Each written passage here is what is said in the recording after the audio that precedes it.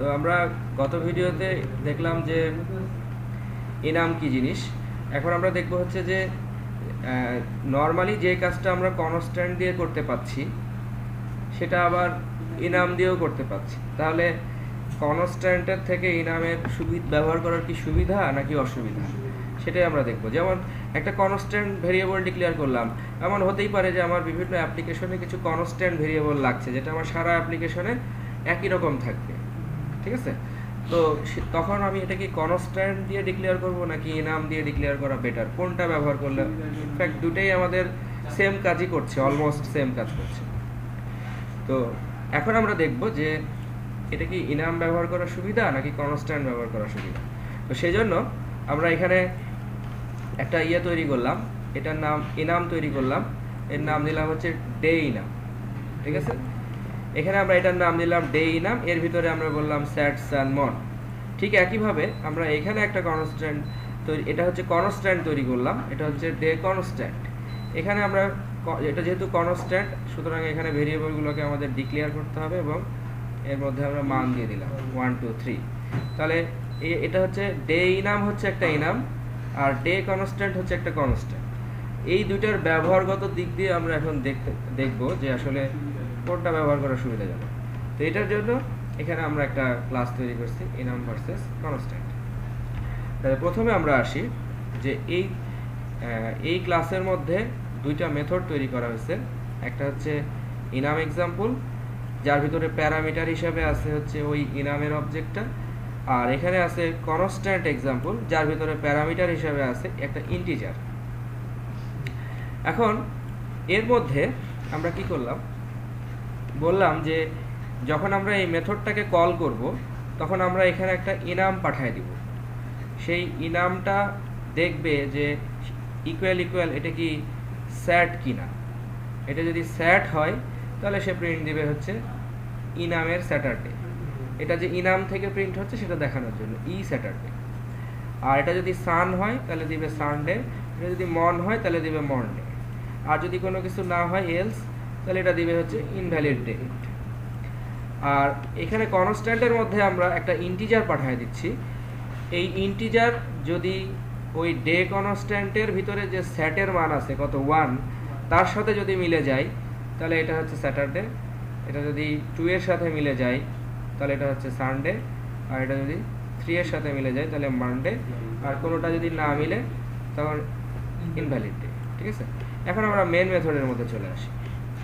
Main মেথডের মধ্যে আমরা কি করলাম যে ওই ইনাম এক্সাম্পলকে যখন আমরা কল করব তখন আমরা কি করছি, ডে ইনাম ডট স্যাট, ডে ইনাম ডট সান, ডে ইনাম ডট মন। ইনামের মধ্যে যা আছে এর বাইরে আমরা কোনো কিছু কিন্তু কল করতে পারছি না। এখন এটা যেহেতু একটা ক্লাস টাইপ সুতরাং এর ভিতরে আমরা নাল পাঠাতে পারি, কিন্তু ইনামের মধ্যে যে স্যাট আছে, সান আছে, মন আছে, এর বাইরে কিন্তু আমি আর কাউকেই পাঠাতে পারছি না।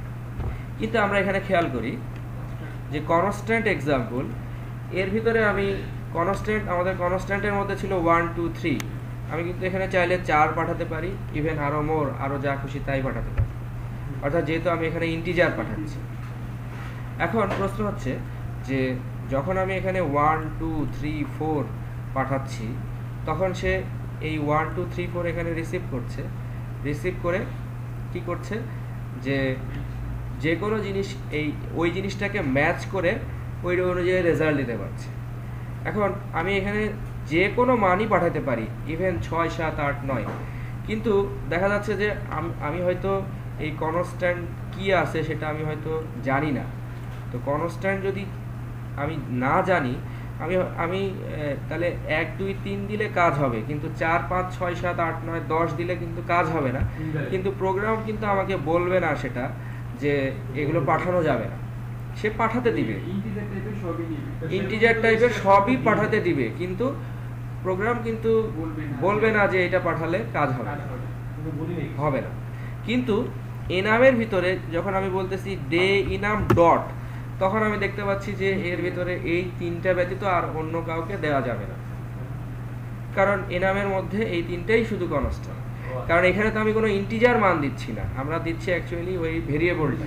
কনস্ট্যান্ট ভেরিয়েবলটাকে প্রিন্ট দিচ্ছে। তাহলে এইখানে ইনাম আমাদেরকে কি করছে, যে ইনাম আমাদেরকে একটা টাইপ সেফটি প্রোভাইড করে। দ্যাট মিনস ইনাম আমাকে বলতে পারছে যে এই মানগুলোই শুধুমাত্র পাঠানো যাবে ওই মেথডের কাছে, কিন্তু কনস্ট্যান্ট আমাকে সেই কথাটা বলবে না। ঠিক আছে, তাহলে আমরা দেখতে পাচ্ছি এখানে কনস্ট্যান্টের সুবিধা আছে,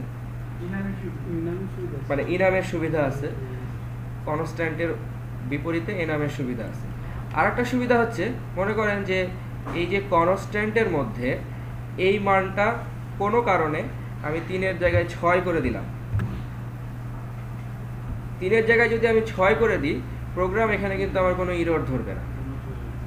কিন্তু এটা প্রোগ্রাম আমার কোনো ইরর ধরছে না, কিন্তু কনস্ট্যান্টকে এনাম যেটা ছিল সেটাকে মনের জায়গায় যদি আমরা 2SD করে দিই, তাহলে প্রোগ্রাম এখানে আমার ইরর ধরবে, ইরর ধরছে। তাহলে এনাম আমাকে টাইপ সেফটি দিচ্ছে। ওই নামটা নাই, মানে এই কনস্ট্যান্টটাই তো নাই, আমরা তো এই কনস্ট্যান্টটাকে চেঞ্জ করে দিচ্ছি। আমি যখন এই কনস্ট্যান্টকে চেঞ্জ করে দিচ্ছি তখন প্রোগ্রাম আমার ইরর ধরছে যে এটা নাই, এটা পাঠানো যাবে না। তাহলে এখানে একটা সুবিধা এনাম আমাদেরকে দিচ্ছে। ঠিক আছে, তাহলে এটাই হচ্ছে অ্যাকচুয়ালি কনস্ট্যান্টের বিপরীতে এনামের সুবিধা। ঠিক আছে, এখন এটা আবার আগের মতো কাজ করবে। তাহলে এটার আমরা জাস্ট আউটপুট দেখে নেব, যে আউটপুটটা জাস্ট আর কিছুই না। আউটপুটটা হচ্ছে সে ওই স্যাট হলে স্যাটারডে প্রিন্ট দিবে, মন্ডে সানডে মন্ডে, এবং ইনভ্যালিড ডে, এই যে আমরা নাল পাঠাইছি তাহলে ইনভ্যালিড ডে। আর এখানে 1 2 3 4, 1 2 3-এর জন্য স্যাট সান মন, আর এটা হচ্ছে ইনভ্যালিড ডে, ইনভ্যালিড ডে। প্রথমে আমরা এখানে কি রাখছি, এখানে ও হ্যাঁ, এখানে আমরা এই যে 6 ব্যবহার করছি এই কারণে। কিন্তু এখানে কিন্তু আমরা এই যে প্রোগ্রাম এখানে এটা চেঞ্জ হলো, কিন্তু এটা আমরা জানলাম না, এবং সে আমাকে কোনো কম্পাইলেশন ইররও দিল না। তো এই কারণে ইনাম আমাদেরকে টাইপ সেফটি দিচ্ছে। ঠিক আছে, এটাই হচ্ছে ইনামের বিপরীতে কনস্ট্যান্টের সুবিধা। তাহলে কনস্ট্যান্টের বিপরীতে আমরা ইনামের সুবিধা পাচ্ছি, যে ইনাম হচ্ছে টাইপ সেফটি।